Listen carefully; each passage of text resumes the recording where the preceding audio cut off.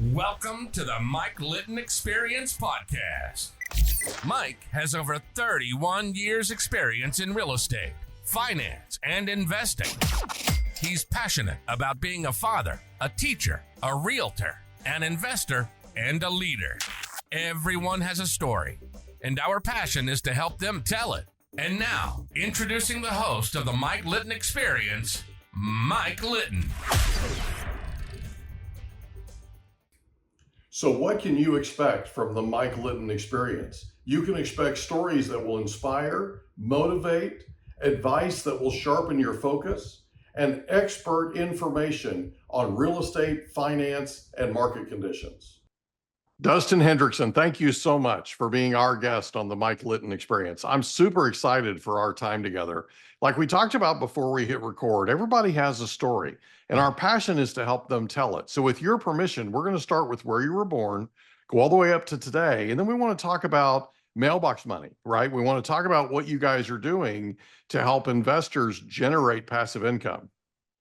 Well, thanks for having me on the show, Mike. I appreciate it, and I'm excited to share my story. Appreciate you being here, buddy. Where were you born? I was born in Silver Springs, Maryland. Okay. Did you grow up in Silver Springs? Till I was about 5 years old. Okay.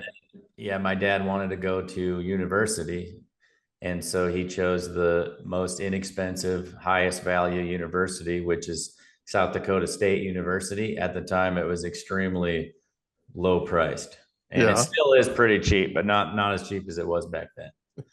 That's cool.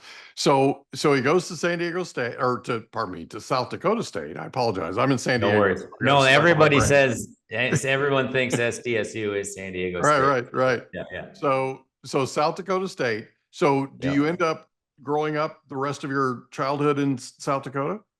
Yep. I spent until I was about 10 in Brookings, South Dakota. Then I moved down to Sioux Falls. And I always told my friends I'd come back to Brookings. And then when I was about 20, I came back to Brookings, but all my friends that were here were gone by then. Oh, they'd all dispersed? Yes. That's the way it works, man. It's crazy. Yep. So after high school, everybody goes poof, right? And then college, It's like, see ya.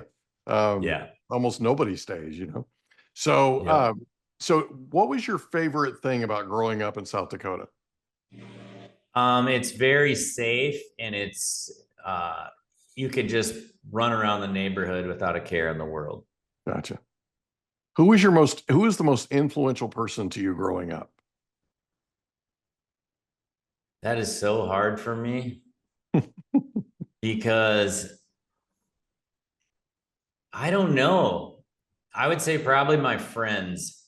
I just like to hang out with my friends all the time. Yeah.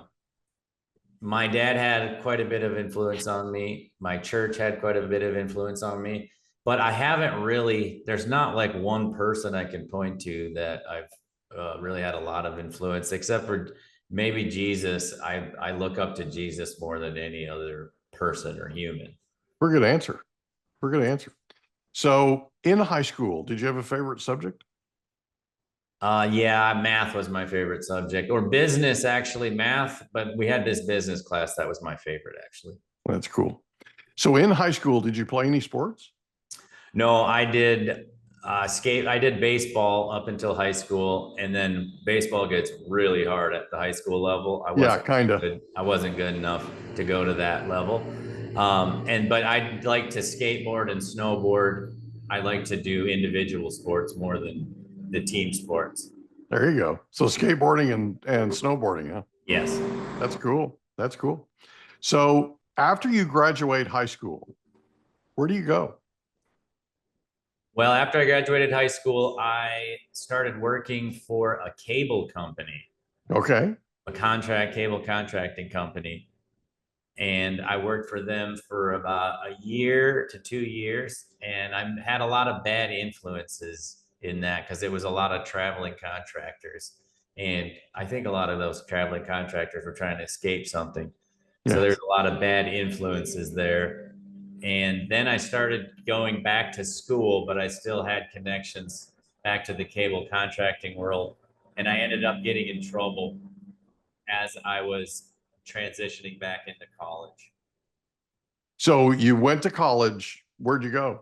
1 semester, SDSU, South Dakota State University. Okay. So you were there for a semester, and then you Yes. end up doing what? I ended up selling. Oh, no. And within 2 weeks, I got arrested because I really didn't know what I was doing. All right. It's not, that's kind of a treacherous way to make a living. Yeah. So at some point you get out of jail, right? Yep. And what do you do then? So I learned a valuable lesson that you need to respect authority. And it took me about a year. I was a year into my term. But a year into my term, I was released on good behavior. But it was about 9 months into my term where I realized that I couldn't go back to that lifestyle. Yeah. So I went into roofing. I joined my buddy in his roofing business. Okay. And I bought in as a half owner because There you go. he didn't really know how to run a business well. He was a really good worker. And so he wanted someone to help him with the business side of things. And he thought I was a good business person. There you go. So you get into roofing. How long are you in the roofing business? I was in the roofing business for about 10 years. Okay. At some point you start building apartments. Talk about that process. So what happened was I was on the roof and I would notice that I didn't really like the roofing. I liked the business aspect of it. And I find myself infatuated with the architecture of the houses. So while I was doing roofing, I started building houses. And at the same time, I started building duplexes for myself. And I noticed that I liked building duplexes better than houses. Mm-hmm. So I sold the roofing business and got out of the housing business and started building apartments. And as I was building duplexes and apartments, I realized that the bigger apartments were much better, much fun. Do you mind if I ask you why you liked, so you were building houses and you were roofing. Yeah. And then you were building duplexes and you liked building those more. Yes. And you liked building apartments more. Do you mind taking us through why? Yes, because a homeowner is one of the hardest customers to deal with. Okay. Because a homeowner thinks a brand new house should be about the same quality as a brand new car.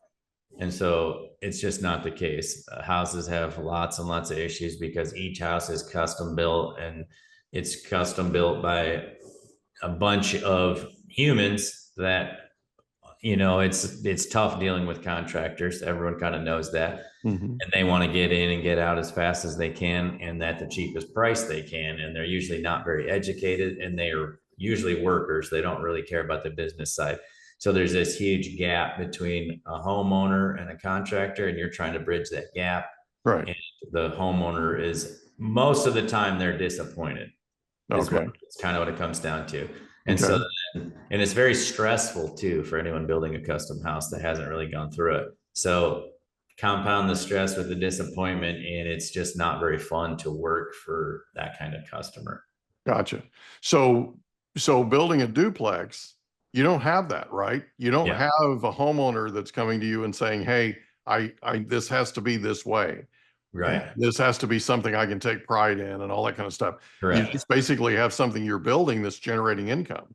Correct. And so the tenant, when they come in, it's a brand new place. And so they disregard all the little, the little mistakes and the blemishes. They don't bother them because they're just going to rent. Right. And it's better than anything else on the market because it's brand new. Right. And so they come in and they pay the rent, and then they move on and they're happy. Homeowner, not quite the case. They move in, they want everything perfect. And you'll go back to the home, and within a year, the home is just completely beat up, much worse than, so, you think the homeowner would really take care of it. That's not the case either. The expectations just don't really meet the product is the problem. I got you. So you build duplexes, and then you discover that you like building apartments more. Is it the same type of thing? Is it the fact that you can build more units? Talk about what the advantages were to building apartments versus duplexes. The main thing is I would spend almost the same amount of time building a duplex as, say, a 10plex. Wasn't really much different, and there would be much more income and more units, so more tenants going in, and our tenants are usually pretty happy because they're getting a much better product than what's on the market. There's not that many brand new apartments, regardless of what the news says. If you go out, most of the apartments are old. So the tenant is happy, and then it's a little easier. Each project gets a little easier. There's a little less stress. Getting a building permit for a duplex is almost the same as getting a building permit for a 10plex. And then slowly I worked my way up to 30 units. And then at 30 units, I couldn't really figure out how do I get above 30? How do I take the next step? Right. I couldn't really figure that out. And that's when I went to a syndication conference. And then the light bulb went off, and I was like, okay, I just need way more partners to help me. Right. I just need to go find the money. Yes. Yeah. Syndication is an amazing thing. And it's an especially cool opportunity right now. Like, I just had lunch with a syndicator the other day who is, by the way, has been on the podcast. And one of the things we were talking about was we're currently in the midst of one of the largest transfers of wealth in our nation's history. There's some $98 trillion being transferred in wealth from baby boomers to their millennial kids and grandkids. And they want the capital. And then once they get the capital, they want the capital to work for them. That's syndication. Yeah. Right. It's just a matter of creating that opportunity, which you've done, and then presenting it to them, and they have an opportunity to make their money work for them. So let's talk about, if it's okay, mailbox money. So mailbox money real estate, basically, right? Where you started this when did you start this company? I started Mailbox Money in about 2019. Okay. But I started it before that. I just branded it as Mailbox Money in 2019. I started the developing in about 2011. Okay. So you've been doing it for a while. Yeah. So entering into the syndication game and doing what you're doing in terms of helping people make their money work for them, what's the number one most important thing that you've learned in this process? Oh man, I've learned so many things. The most important thing that I've learned is people don't invest with you because of the numbers you present. They invest with you because they connect with you and your ideas kind of resonate with them. Yeah. They trust you, I guess. The main thing is it's trust. It's trust over everything. Well, everybody thinks it's numbers. Yeah, it's not. Right? Really, it's about relationship. Yeah. Okay. And that's one of the things that I was talking with the syndicator about, right? It's yes, you have to provide the numbers. Yes, you have to have that foundation, right? But they really have to have an opportunity to get to know you. Yeah. And that's one of the beautiful things about what we do with this podcast is people get a chance to get to know you on their own time. Yeah. Right. So people can listen to this podcast. They can get your potential investors can listen to this podcast and get to know you while they're working out, while they're driving, while they're doing whatever they do when they're listening to podcasts. So kind of a cool thing, and they can do it on their own time. Yeah. Kind of awesome. So you've been doing this for a while, and you've been building units. What are you up to now? Because you said you got to 30. How many units are you building now? So now we build about 100 to 150, but then we do it in phases. So we like to, our complexes, we like to have them around 150. So that way it's an attractive buy for institutional equity. So we try to build them as big as we can in the area, and we can phase 1, 2, 3, 4 phases. And we build garden style, 3-story walk up, no frills. So we reduce the amenities, high-end interiors, wellness designed interiors. That's what we build. And it's a boutique-y. So we like to build 12 and 14-plex buildings with smaller roofs so that these can fit into more infill neighborhoods. Okay. The closer you can get them to the residential neighborhood, the more desirable they are. If they're closer to the industrial neighborhood, they're less desirable. So we like to be able to tuck these units into the neighborhoods. And there's a lot of pushback from the neighbors anytime you talk about a multifamily development. Right. So we like to build it as attractive. So it's very attractive for the homeowners around. So there's less pushback, and then it fits into their neighborhoods. Because our top of our roof line is usually the same as a nice 2-story house. Oh, really? Even though yours is 3 stories? Yeah, because we use a flat roof. Oh, So gotcha. it's Okay. very low profile, and the buildings are very small, so that we don't need very much slope on the roof. It's a very minimal slope. It's a modern design.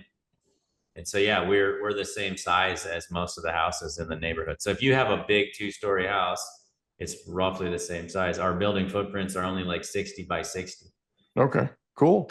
So did I read that you were involved in building like sustainable housing, like you were building green, like houses Yeah. that were like green? Yeah. Okay. Can you talk about that for a second? Yeah. So back in 2011, when we started that, when we launched that, we were trying to build green, and we were launching the awareness of green building. Right. So we would have to hunt down products and different materials, and we were working with different types of insulations, trying to figure out how to be the most green. And what happened over that course is that everybody became more green. So now most of those products are standard use products now in the Gotcha. industry. So it all kind of evolved to that. Yeah, it all kind of evolved. So most stuff is fairly green now. And the biggest impact you can make is to be very efficient. So to use less square footage per unit. Right. To have the most usable square foot. So a lot of apartments have big long hallways and corridors. We cut all that out. We don't use elevators. We find elevators are not that necessary. We don't have any trouble leasing a 3-story building with no elevator. Elevator uses a lot of energy. It's broke down a lot, requires a lot of material inputs. So we do things like that. We have a stairwell. That's all we have is a stairwell with a corridor that wraps around it. So our corridor space is minimal. We can use 8-foot ceilings because we use floor to ceiling glass. The floor to ceiling glass gives the impression that your ceilings are taller than they are. Right. So it's all about providing a feel. So you can have a smaller space. We use a 600 square foot 1-bedroom instead of a 700. But when people walk in, the way it's laid out, it feels different. Yeah, we use white on white palette, raw wood floors, white cabinets. It gives an airy, open feel. It feels like it's just as big as a 700 square foot, sometimes even bigger. So that's how we're the most green, the most efficient, the most sustainable. Plus, we can compete in different rent areas. Like we can lower our rents if need be, and so we can offer a better deal to our customers. Gotcha. And so that it's all about efficiency, but that makes it more sustainable too. When if the interest rates go up or different things happen, we can still move our pricing around and still be competitive in the market. That's awesome, bud. So if somebody wants to invest or wants to talk to you about creating mailbox money using real estate, how can they get in touch with you?